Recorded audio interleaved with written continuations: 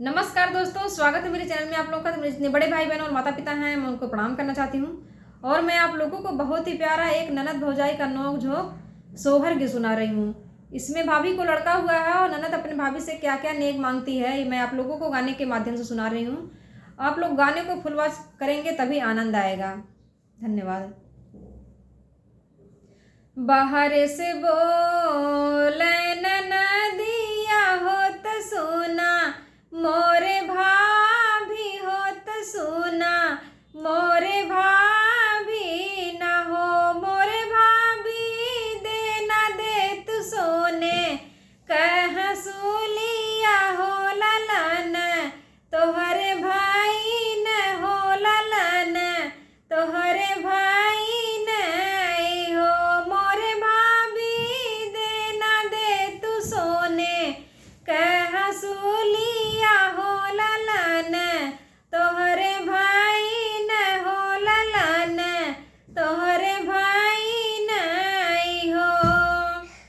घर में से बोलैनी भाभी होत सुना, मोरे सासुर होत सुना, मोरे सासुर ना हो, मोरे सासुर दे ना देता अपन, धेनु गैया हो हंसुलिया, नाही देव हो हंसुलिया, नाही देव हो, मोरे ससुर दे ना देता अपन, धेनु गैया हो हंसुलिया, नाही देव हो हंसुलिया, नाही देव हो। झनकल बोलैनी ननदिया होत सुना, मोरे भाभी होत सुना, मोरे भाभी न हो, मोरे भाभी नाही लेब हम, धेनु गैया हो हंसुलिया, हम लेब हो हंसुलिया, हम लेब हो, मोरे भाभी नाही चाही हम, धेनु गैया हो हंसुलिया, हम लेब हो हंसुलिया, हम लेब हो। घर में से बोलैनी भाभी होत सुना, मोरे भासुर होत सुना, मोरे भासुर न हो, मोरे भासुर दे न देता अपन, तू बयालवा हो हंसुलिया, नाही देव हो हंसुलिया, नाही देव हो, मोरे भासुर दे न देता अपन, तू बयालवा हो हंसुलिया, नाही देव हो हंसुलिया, नाही देव हो। दुआर से बोलैनी ननदिया हो भयल, नाही लेब हो भयल, नाही लेब हो, मोरे भाभी दे ना दे तू सोने, कह सूलिया हो ललन, हम खिलाइब हो ललन, हम खिलाइब हो, मोरे भाभी दे ना दे तू सोने, कह सूलिया हो ललन,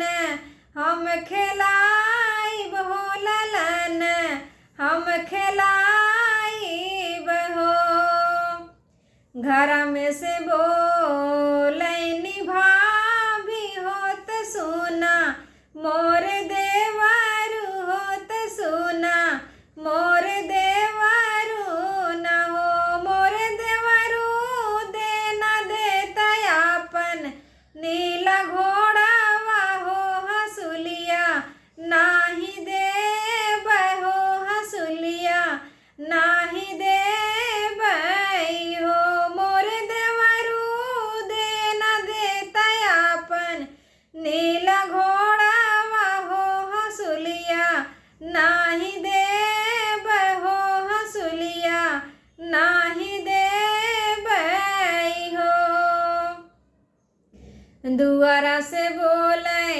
नीन नदिया होत सुना मोरे भाभी होत सुना मोरे भाभी न हो मोरे भाभी नहीं चाही हम नीला घोड़ावा हो हंसुलिया हम ले बहुत कजरा हम लगाई बहो मोरे भाभी नहीं चाही हम नीला घोड़ावा होत हंसुलिया हम ले बहुत कजरा हम लगाई बहो। बाहर से आवे उनकर भैया हो घुड़ुकी बोलिया बोल हो तड़की बोलिया बोल नी हो मोरे धाना दे तू सोने कह हंसुलिया हो बहिनिया हमारी पाहुन हो बहिनिया हमारी पाहुन हो मोरे धाना दे तू सोने कह हंसुलिया हो बहिनिया हमारी पाहुन हो बहिनिया हमारी पाहुन हो। घर में से निकर भौजाइया हो घुड़ुकी बोलिया बोल हो हंसुलिया गही फेंकनी हो मोरे ननदोले न लेहु सोने कह हंसुलिया हो लवाटी